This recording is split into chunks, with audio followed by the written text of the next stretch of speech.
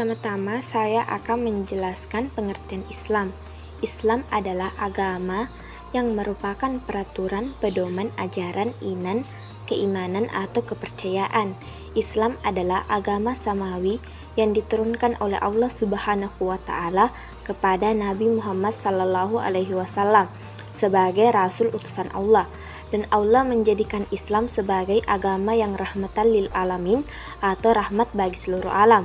Secara bahasa, kata Islam berasal dari kata salama yang berarti selamat, dan bentuk masdar dari kata aslama yang berarti taat, patuh, tunduk, dan berserah diri.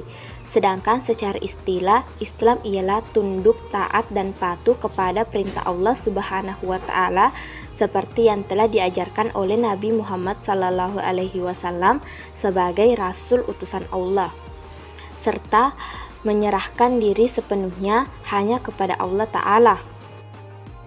Selanjutnya, pengertian Islam menurut Nabi Muhammad sallallahu alaihi wasallam.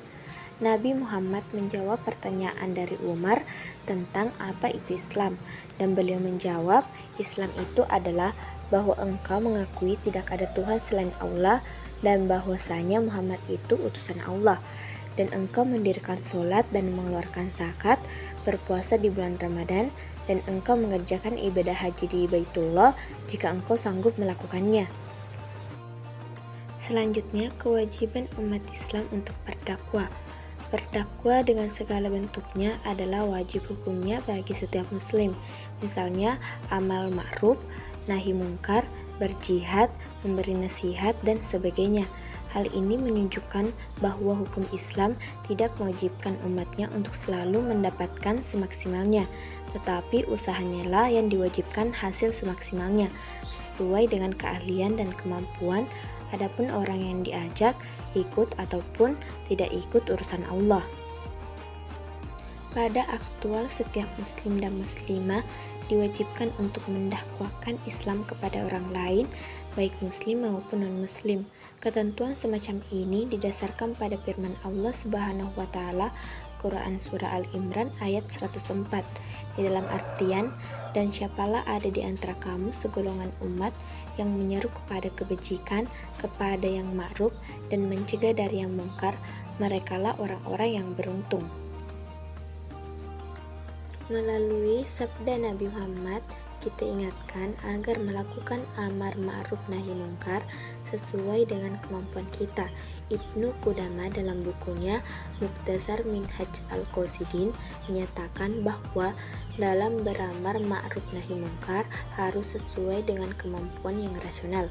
Menurutnya, jika seorang muslim sudah tahu tidak memiliki kekuatan memadai untuk mengalahkan kemungkaran, namun tetap memaksakan diri hingga mencelakakan dirinya, hukumnya adalah haram, sebab amar ma'ruf harus memberikan pengaruh positif dan memberi manfaat. Selanjutnya, orang yang melaksanakan amar ma'ruf nahi mungkar tidak harus telah mengerjakan seluruh perintah agama dan menjauhi seluruh larangannya. Ia telah wajib melaksanakan amar ma'ruf nahi mungkar walaupun perbuatannya sendiri menyalahi hal itu. Hal ini karena seseorang harus melakukan dua perkara, yakni menjalankan amar ma'ruf nahi mungkar kepada diri sendiri dan kepada orang lain. Jika yang satu dikerjakan, bukan berarti yang lain tidak. Ini selalu terjadi di lingkungan masyarakat. Contohnya, ketika seorang pemabuk melihat orang-orang yang sedang mabuk, dia tidak mau menasihatinya karena dia berpikir, masa aku harus melarang mereka mabuk sedangkan aku sendiri seorang pemabuk. Namun, kalau semua masyarakat berpikir seperti ini, maka akan sulit untuk melaksanakan amar ma'ruf dan nahi mungkar. Sebab, jika seseorang masih merasa dirinya belum baik, maka bukan berarti ia harus membiarkan semua kemungkaran yang ada di hadapannya, dan jadikanlah nasihatnya itu sebagai cambuk untuk agar ia pun merasa malu dan akhirnya mau melaksanakan apa yang ia perintahkan kepada orang lain. Walaupun idealnya orang yang memberikan nasihat itu adalah orang yang baik, yang mau menjalankan perintah Allah dan menjauhi larangannya. Selanjutnya, bagaimana cara membumikan Islam di Indonesia? Indonesia merupakan negara dengan jumlah penduduk Muslim terbesar di dunia. Fenomena ini tentu tidak bisa dilepas dari jasa para dai Muslim sepanjang sejarah masuknya Islam di Indonesia.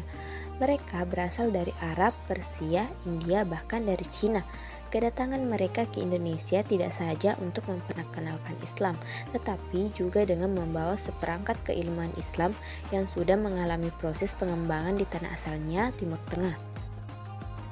Adapun yang menyangkut konten atau materi dakwahnya, penduduk pribumi tampaknya tertarik dengan agama barat tersebut karena beberapa hal, antara lain prinsip egalitarian atau kesejajaran manusia pada satu sisi dan corak sufistis yang mewarnai Islam yang dibawa oleh para dai imigran tersebut.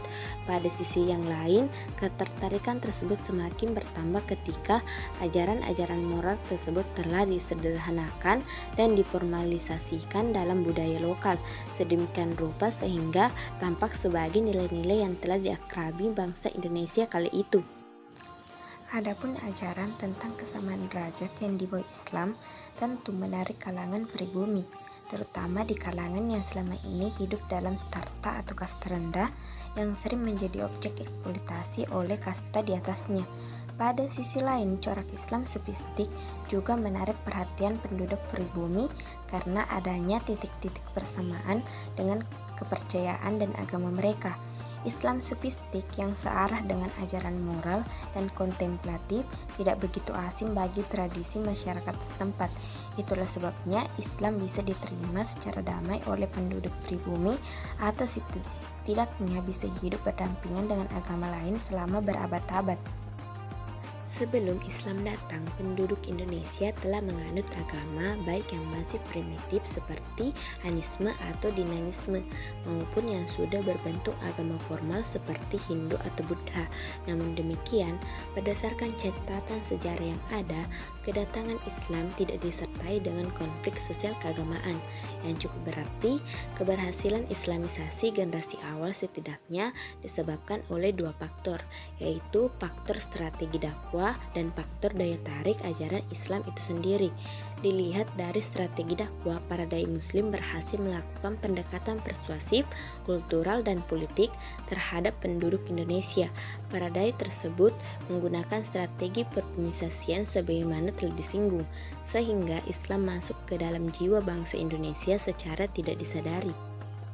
Selanjutnya, melalui pribumisasi Islam, kita diajari untuk menemukan keindahan Tuhan dalam berbagai kepingan entitas yang disebar di alam ini.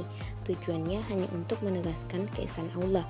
Manusia dengan berbagai karakteristik dan ekspresi sosial budayanya pada hakikatnya bersama-sama memainkan fungsinya untuk menunjukkan keesaan Allah. Dengan kata lain, Tuhan hadir dalam setiap wujud. Tuhan pun hadir dalam berbagai ekspresi budaya manusia. Di sisi lain, Islam telah menyebar ke seluruh penjuru dunia. Mau tidak mau harus beradaptasi dengan nilai-nilai budaya lokal atau kearifan lokal.